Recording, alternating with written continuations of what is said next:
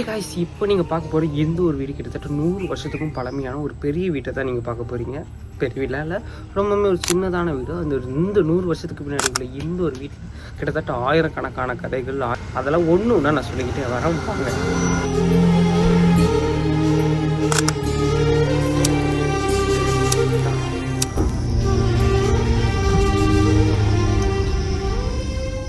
நீங்க பாக்குற இந்த ஒரு வீடு தமிழ்நாட்டில் உள்ள ஒரு சின்ன கிராமத்துல ரொம்ப வருஷத்துக்கு முன்னாடி கட்டப்பட்ட ஒரு பெரிய வீடு. எங்க அப்பாவோட அம்மா அப்பா இங்கதான் இருக்காங்க, அதாவது எங்க தாத்தா பாட்டி வீடு. சிதம்பரம் பக்கத்துல எறும்பூர் அப்படின்ற ஒரு சிறிய கிராமத்துல உள்ள இந்த ஒரு வீட்டுக்கு பின்னாடி உள்ள எக்கச்சக்கமான கதையில ஒரு முக்கியமான கதை தான். எங்க ஊர்ல அதிகமா வீடுங்களே இருக்காதான், அப்படியே இருந்தாலும் ஓலை வீடுங்களா தான் இருக்குமா.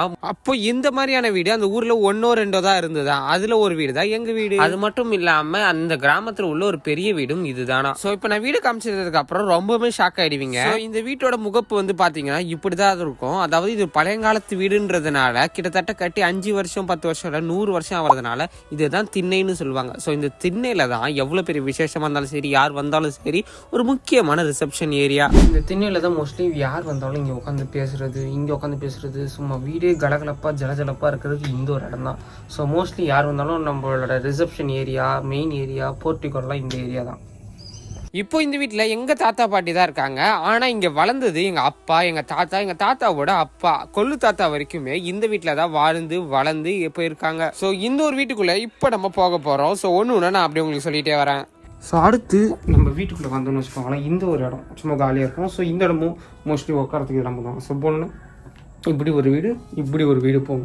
ஸோ இது ரெண்டுமே ஒரே வீடு தான், ஆனால் 2 வழி இருக்குது. இப்போ நம்ம இந்த வீட்டோட நடுப்பகுதிக்கு தான் போக போகிறோம். ஸோ இப்போ நீங்கள் பார்க்க போகிற இந்த ஒரு இடம் ரொம்பவே மோஸ்ட் ஸ்பெஷல் அண்ட் மோஸ்ட் எமோஷனலான இடம். அதாவது இந்த ஒரு இடத்துல தான் எல்லா விசேஷமும் நடந்திருக்கும். எல்லா விசேஷத்துக்கும் இந்த ஒரு இடம் தான், நல்ல விஷயம் காரியங்களுக்கும் இந்த ஒரு இடத்த தான் நாங்கள் யூஸ் பண்ணுவோம். அதுக்கப்புறமா எங்கள் ஊரில் வருஷம் நாங்கள் பொங்கல் கொண்டாடுறதுக்கு போவோம். ஸோ கடைசி 2 வருஷம் எங்களால் போக முடியல. ஆனால் இங்கே தான் அந்த பொங்கலை வச்சு, இந்த பானை வச்சு பொங்கல்னு சொல்லி அல்டிமேட்டாக கொண்டாடுறது. வருஷத்துல ஒரு நாள் மட்டும் வீடு ஃபுல்லா நிறைஞ்சி ஒரு பெரிய ஒரு விசேஷத்தை கொண்டாடணும்னா அது எங்க ஊரோட பொங்கல் தான். ஸோ அது ஒரு கிராமம்ன்றதுனால எங்களுக்கு பொங்கல் ஃபெஸ்டிவல் ஒரு பெரிய ஃபெஸ்டிவல். ஸோ ஃபேமிலியோட வந்து குலதெய்வ கோயிலுக்கெல்லாம் போயிட்டு செலிப்ரேட் பண்றது அங்க பெருசா நடக்கும். ஸோ அடுத்ததா எங்க வீட்டோட முக்கியமான ஒரு ரூம், ஸோ ரெஸ்ட் எடுக்கிற ரூம். இதுதான் எங்களோட ரூம். இது பார்க்க இப்போதைக்கு ரொம்ப கச்சமுச்சான் தான் இருக்கும். ஸோ வீடியோ எடுக்கிறப்ப நான் மட்டும் தான் இருந்ததுனால என்னால் கிளீன் பண்ண முடியல. ஸோ அர்ஜென்ட்டா எடுத்துட்டு நான் சென்னைக்கு வரதுக்காக இருந்ததுனால என்னால் ரொம்ப கிளியர் பண்ண முடியல. இந்த ரூம் சின்ன ரூம் தான். ஆனால் நாங்கள் சின்ன வயசுல இருக்கப்ப எங்க கசின்ஸ் நாங்கெல்லாம் சேர்ந்து படுத்துப்போம். கிட்டத்தட்ட ஒரு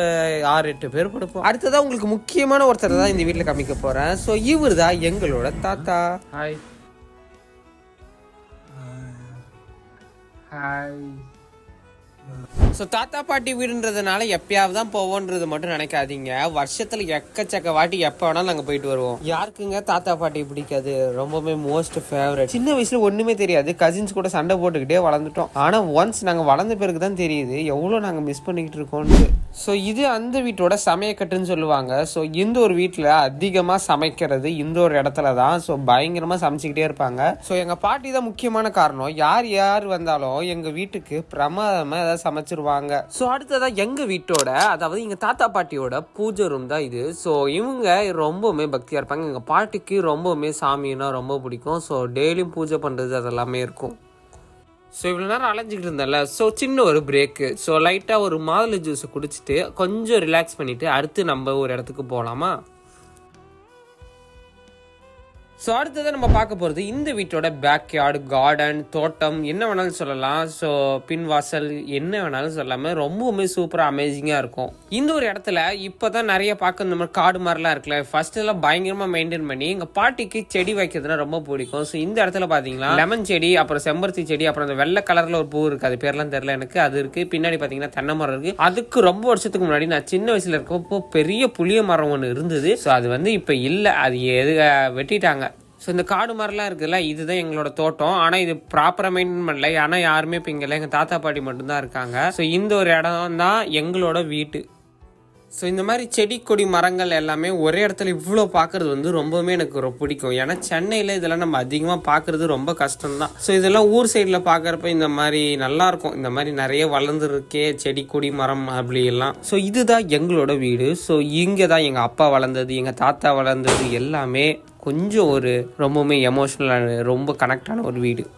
ஸோ ஸ்டார்டிங்கில் எங்கள் தாத்தாவை பார்த்துருப்பீங்க. ஸோ எங்கள் பாட்டியை பற்றி நான் பேசியிருப்பேன் இந்த வீடியோவில். ஆனால் பாட்டியை நீங்கள் பார்த்துருக்க மாட்டீங்க. ஸோ இவங்க தான் என்னோட பாட்டி.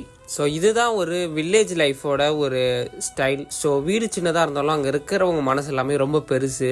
ஸோ வில்லேஜ்லேருந்து சென்னைக்கு வந்தவங்க நிறைய பேர் இருப்பீங்க.